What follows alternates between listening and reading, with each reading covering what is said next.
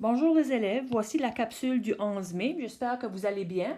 On commence une nouvelle semaine aujourd'hui. On est presque rendu à la mi-mai déjà. Aujourd'hui, je vais juste faire un retour rapide sur le traçage des droites.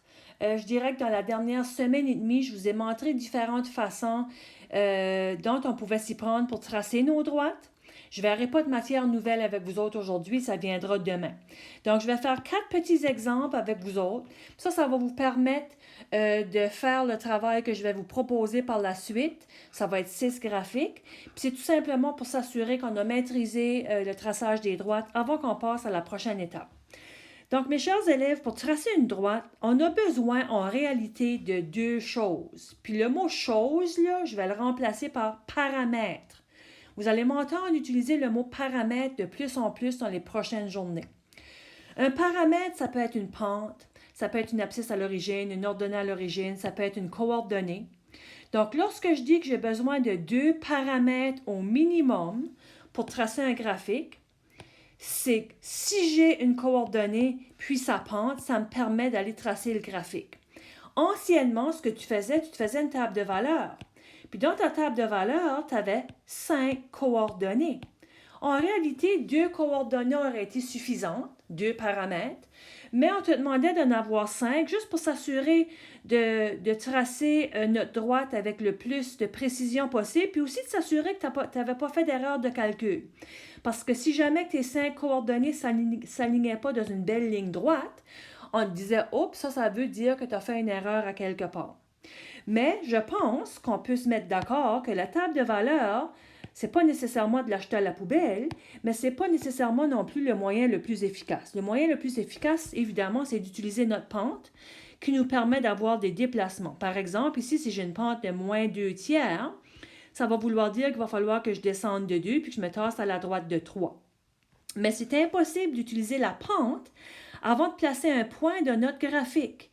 Donc, je dois aller chercher la valeur du point. Puis attention ici, j'ai fait par exprès pour nommer ma coordonnée l'abscisse et non l'ordonnée.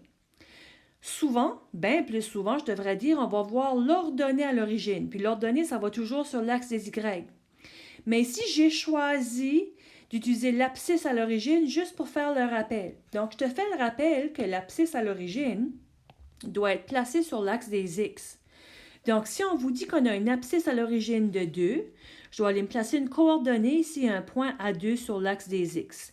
Si au lieu j'avais choisi l'ordonnée à l'origine, il aurait fallu aller ici sur l'axe des Y à 2. Bon, maintenant, à partir de ma coordonnée, là, je suis prête à utiliser les déplacements de la pente, qui me dit de descendre de 2 puis de me tasser à la droite de 3. Donc, je vais descendre de 2, 1, 2, à la droite de 1, 2, 3, et ma prochaine coordonnée va être ici, là, à 5, moins 2. Donc, je vais aller la placer ici. J'ai descendu 2, 1, 2, à droite de 1, 2, 3. Voici ma prochaine coordonnée. Encore une fois, les zigzags ne sont pas nécessaires. Je vais aller m'en placer une autre, descendre 2 à droite de 3. Et avec ça, j'ai suffisamment de points pour aller tracer ma droite. OK, donc on aligne nos points, on trace notre droite, on n'oublie pas de mettre nos... Oups! Bon, on n'oublie pas de mettre nos flèches aux extrémités et voilà, le tour est joué. Maintenant, à la 2, c'est presque le même principe. J'ai juste voulu faire le rappel ici, les élèves, que des fois, ça se peut que je te donne une coordonnée, X, Y. Tu t'assures tout simplement de placer ta coordonnée à la bonne place. Donc, X de moins 3, Y de 2, ma première coordonnée va être ici. Puis une fois que j'ai la coordonnée, je suis maintenant prête à utiliser ma pente. Je te fais le rappel que la pente, si je n'ai pas de dénominateur, c'est comme si c'était sur 1. Donc ici, ma pente est de 3 sur 1. Il va falloir que je monte de 3 et que je me tasse à la droite de 1. Donc à partir de ma coordonnée, je monte de 1, 2, 3, je me tasse à la droite de 1. Donc j'ai monté 3 à droite de 1, la voici, et je peux aller m'en placer une autre. Puis avec ça, les élèves, je suis capable d'aller tracer ma droite. J'aligne mes points. Et voilà, je mets mes flèches aux extrémités pour démontrer que ça va à l'infini dans les deux sens. Ça peut se continuer dans les deux sens. Donc, voici les deux premières sortes de graphiques qu'on a vues. Là, je dirais que ça fait environ 2 semaines. La semaine dernière, là, je t'ai présenté notre chère vedette, la vedette d'Y est égale à mx plus b, notre superstar. Puis dans cette vedette, c'est l'équation de droite, voici mes deux paramètres. Je t'ai parlé des paramètres. Les paramètres, c'est la pente, puis l'ordre donné à l'origine. Donc, on avait vu que c'était vraiment pas nécessaire d'avoir une table de valeur.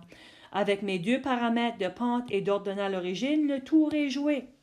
Donc, dans ce cas ici, la pente, je fais attention d'aller chercher ce qui est directement devant le x, ce qui est collé au x, je devrais dire. Donc, ça va être 2 sur 1. Puis, mon ordre donné à l'origine, c'est ce qui est additionné ou soustrait qui n'est pas accroché au x. Donc, mon ordre donné à l'origine va être de négatif 4. À partir de ces deux paramètres, je peux maintenant aller tracer ma droite en commençant par placer l'ordre donné à l'origine sur l'axe des y. Donc ici, je vais aller me placer une coordonnée à négatif 4 juste là. Ensuite, j'utilise les déplacements de ma pente. Donc positif 2, je monte de 2, 1, je m'en vais à droite de 1, qui va vouloir dire qu'à partir de ma coordonnée ici, de mon ordre donné à l'origine, je monte de 1, 2, je me tasse à droite de 1. Puis là, je vais avoir de la place à en placer plusieurs ici. Donc, je monte de 2 à droite de 1, monte de 2 à droite de 1. Là, j'en ai suffisamment. Je vais aller relier ma droite. Donc, je relie. Et je mets mes flèches.